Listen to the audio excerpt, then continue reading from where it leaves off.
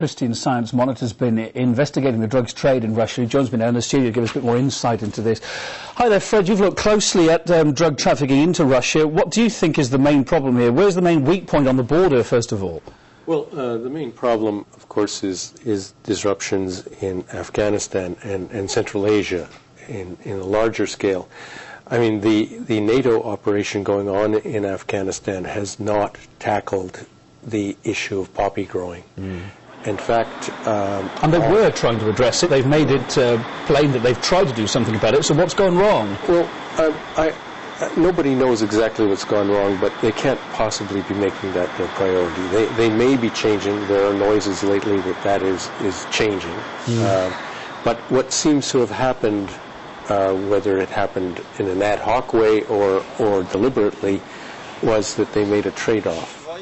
Let warlords continue trafficking in opium if they kept the Taliban out. So is that, do you think, why we've generally seen a rise in drug production from Afghanistan over the last 7-8 years since NATO's been there? Yes, it's an odd thing. NATO occupies a country and drug production explodes, but that is what happened, and all figures, including United Nations studies, show But how's it getting across here into Russia? It ruins so many lives, so many deaths, as we've reported on there. Well, what's going wrong? Why is it not being stopped from getting across the border? Well, the borders are porous. I was down there on the Tajik-Afghan border a year or so ago, and it looked pretty good, but people would tell me, I mean, townspeople would tell me, oh, it's so easy to get across the river. You just float across, and people are doing it all the time.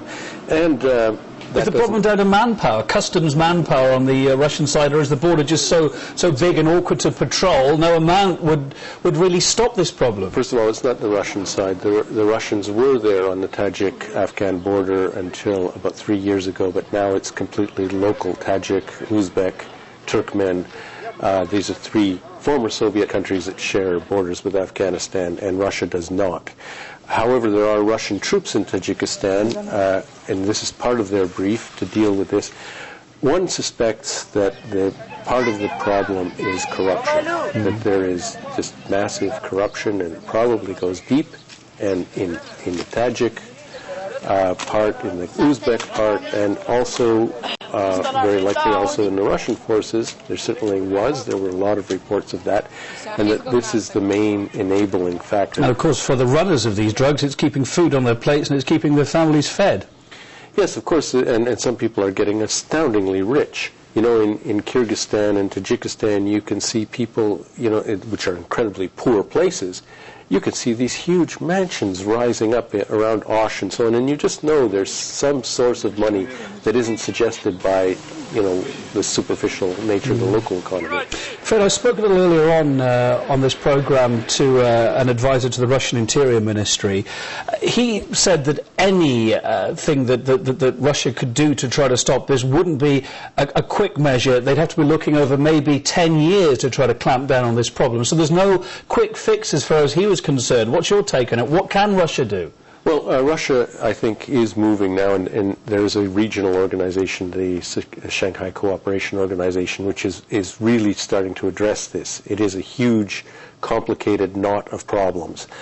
But ultimately, I think everybody is hostage to the fate of this NATO operation in Afghanistan, and it's not going well.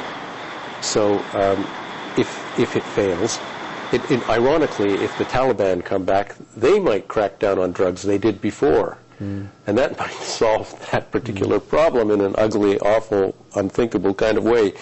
But otherwise, it's only through law and order, through addressing all the complicated problems in the long run, and it is 10 years is an optimistic window, I would say. Fred Weir from Christian Science Monitor, thanks for coming in to the program, giving us your thoughts on this. Good to see you.